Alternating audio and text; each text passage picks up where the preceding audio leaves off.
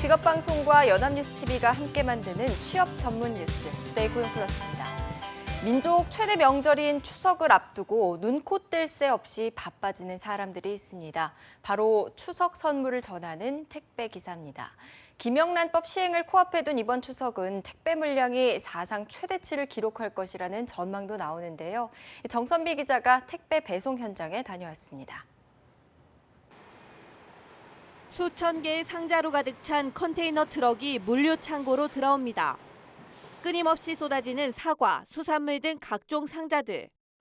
택배 기사들은 빠르게 상자를 나르고 꼼꼼하게 주소별로 분류해 목적지로 향하는 1톤 트럭에 차곡차곡 싣습니다.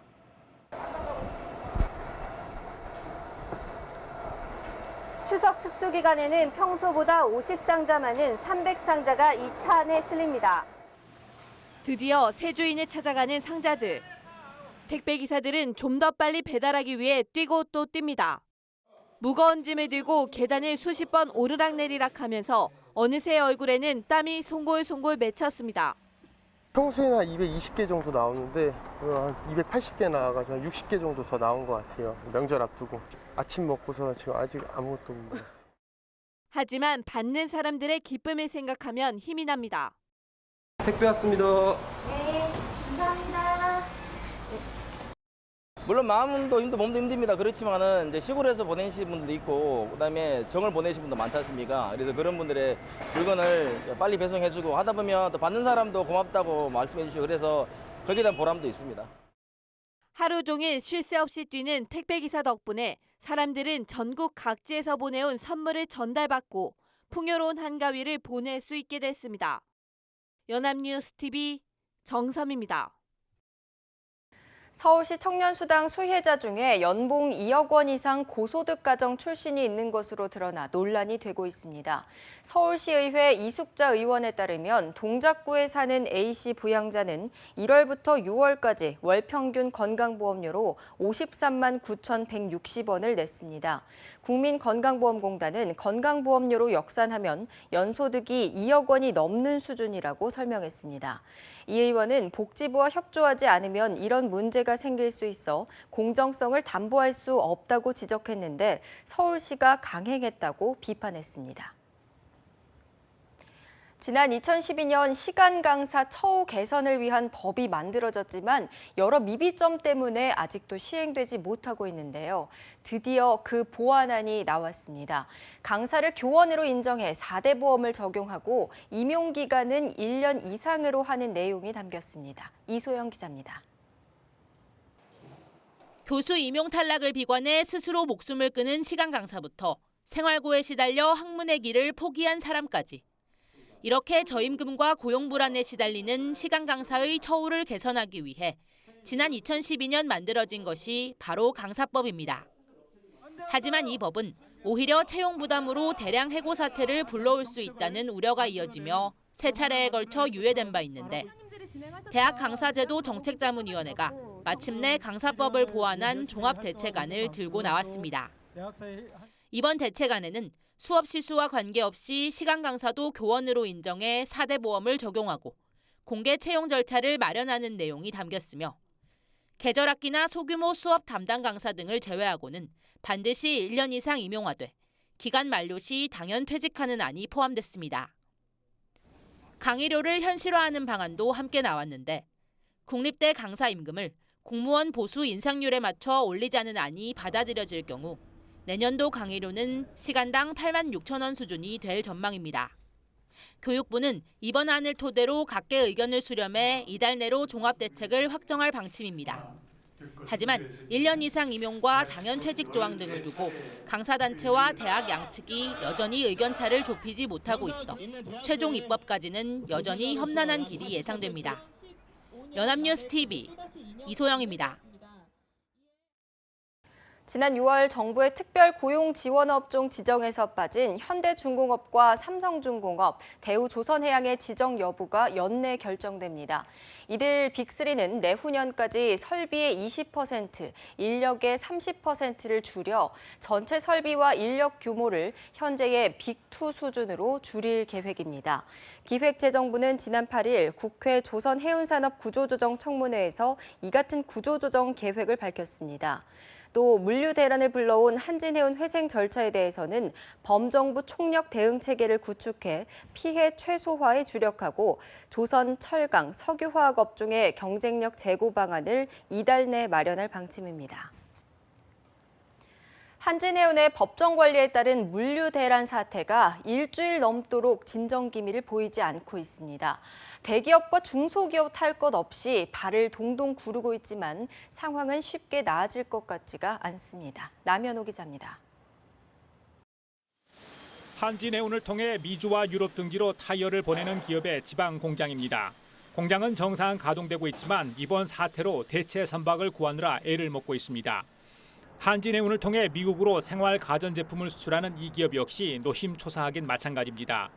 이미 떠난 선박도 문제지만 시급한 물량을 운송할 외국 선사를 수배 중인데 선사마다 20에서 30% 웃돈을 요구해 난처한 지경입니다.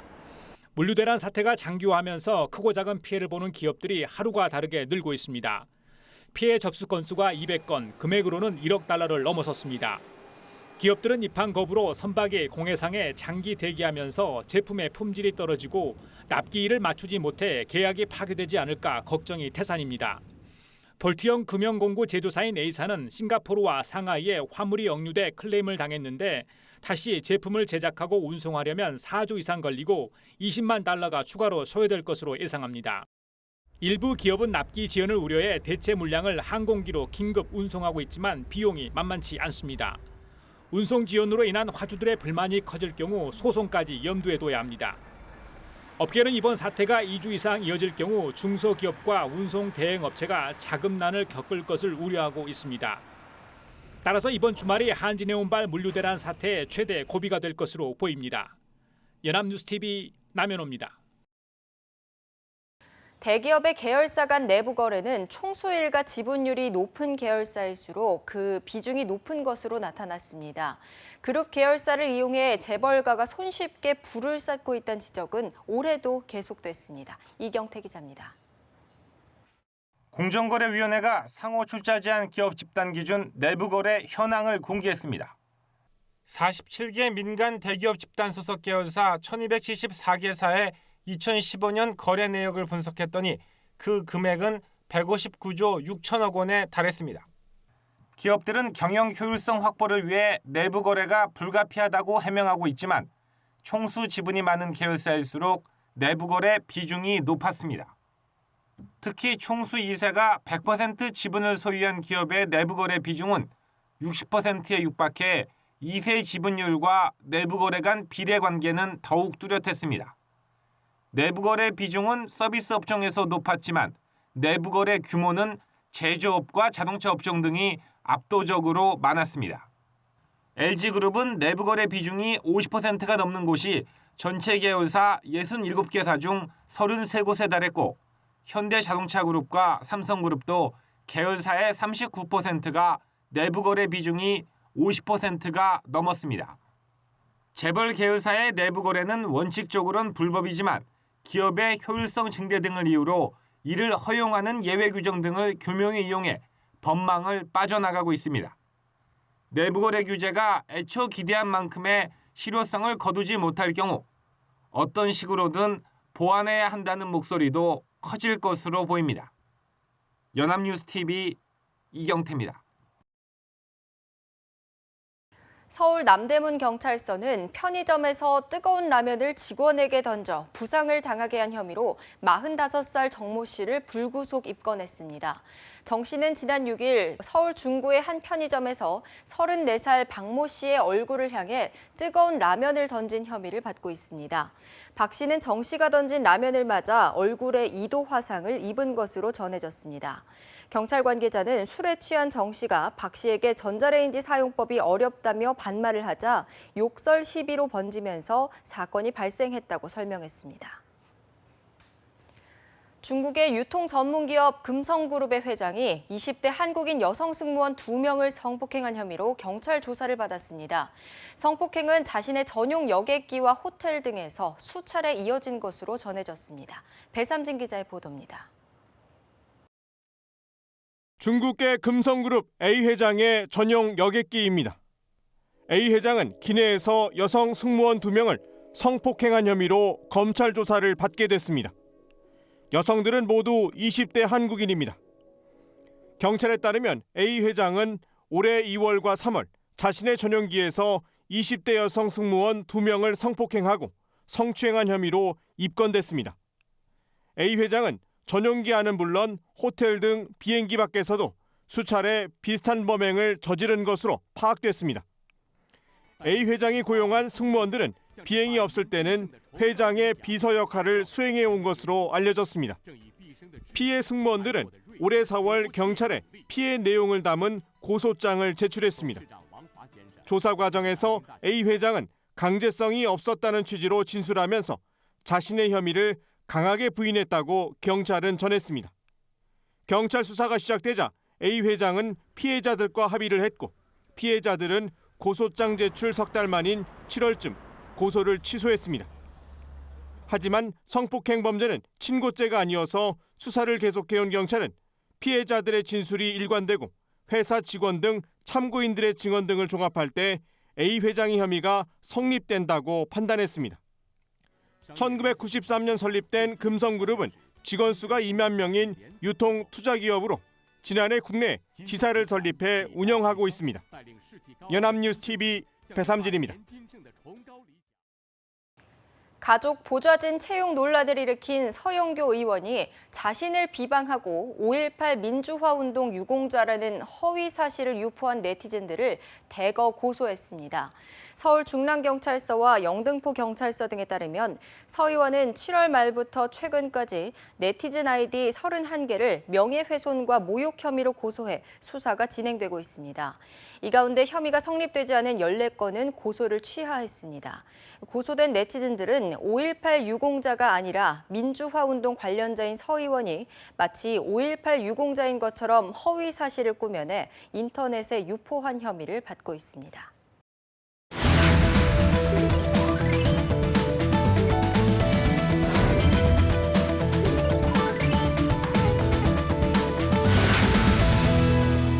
매주 금요일 알짜배기 직업 정보를 알려드리는 히든잡 시간입니다. 강설이 아나운서와 함께합니다. 안녕하세요. 네, 안녕하세요. 히든잡 시간입니다. 오늘은 주인을 구하기 위해 칼에 찔린 용감한 안내견의 이야기로 시작을 해보겠습니다. 지난 2월 영국에 사는 시각장애인 소피는 산책을 하던 중에 칼을 든 괴한을 만나게 됩니다. 하지만 그는 앞을 볼 수 없기 때문에 본인이 어떤 위험에 처했는지 알 수가 없었는데요. 그때 그녀를 구한 건 다름 아닌 안내견 미아였습니다. 미아는 칼에 찔려가며 괴한과 싸웠고요. 무사히 주인을 구할 수 있었습니다. 사건 직후 칼에 찔린 상처를 수술받았는데요. 정말 다행히도 잘 회복했다고 합니다. 네, 주인의 목숨을 구한 정말 대견한 안내견이네요. 자, 전에도 집에 불이 났는데 신고를 해서 가족들을 구하거나 차에 치일 뻔한 주인을 위해서 차를 가로막은 안내견 이야기도 들은 적이 있어요. 네, 진짜 정말 용감한 안내견들이 많았습니다. 안내견은 시각장애인의 눈이 돼서 보행을 돕는 건 물론이고요. 이렇게 위험한 상황에서 주인을 보호하는 역할까지 하고 있습니다. 우리나라의 시각장애인은 약 25만 명인데요. 아직 이런 안내견의 수는 턱없이 부족하다고 합니다. 그래서 오늘은 시각장애인의 자활을 돕는 안내견을 길러내는 직업, 안내견 훈련사에 대해서 알아보겠습니다.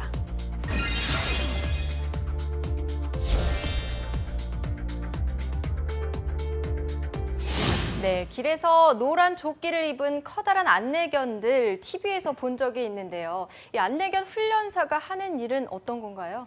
네, 이 노란 조끼에 하네스라고 하는 특수 목줄을 하고 시각장애인을 안내하는 안내견 많이 보셨을 겁니다. 안내견 훈련사는요, 이 안내견이 시각장애인의 보행을 돕고 안전을 지키는 역할을 잘 할 수 있도록 훈련을 시키는 직업입니다. 네, 안내견 훈련사도 또 안내견도 조금 생소하기는 한데요. 먼저 안내견은 상당한 훈련이 필요한 걸로 알고 있는데 안내견이 되기 위한 특별한 조건이 있을까요? 네, 안내견으로 주로 훈련되는 견종이 따로 있는데요. 바로 레브라도 리트리버와 골든 리트리버입니다. 이 두 종은 외모가 준수하고요. 지능이 높으면서 체력이 뛰어난 장점이 있고요. 덩치는 크지만 온순하고 사람과의 친화력이 뛰어나서 안내견으로서의 조건을 충분히 갖추고 있다고 합니다. 네, 맞아요. 이 안내견들을 보면 대형견이지만 무섭다는 생각은 좀 안 들더라고요. 오히려 듬직한 느낌이었는데요. 이 안내견 훈련은 일반 반려견을 훈련하는 것보다도 더 까다로울 것 같은데 어떤가요? 네, 조금 더 까다롭습니다. 안내견은 시각장애인의 안전을 책임져야 하기 때문에 까다로운 훈련 과정을 거쳐야 하는데요. 후보 강아지가 가장 먼저 거치는 단계는 퍼피 워킹입니다. 이 퍼피 워킹은 후보견을 일반 가정집에서 기르면서 사람과 함께 사는 법을 터득하도록 하는 일종의 사회화 과정인데요. 평균 1년 정도가 소요되는 이 퍼피 워킹은 대부분 자원봉사로 이뤄지는 대신 안내견 훈련사가 주기적으로 관리를 해야 한다고 합니다. 네, 예전에 가수 정재형 씨가 안내견 후보인 축복이를 키우고 있어서 화제가 되기도 했었죠. 그 이후에 정식 안내견이 됐다고 하던데, 자, 어떤 과정을 거쳐야 하는 건가요? 네, 이 퍼피 워킹을 마친 후보견은 신체 검사를 거친 후에 안내견 학교에 입학하게 됩니다. 여기에서 훈련사에게 본격적인 훈련을 받게 되는데요.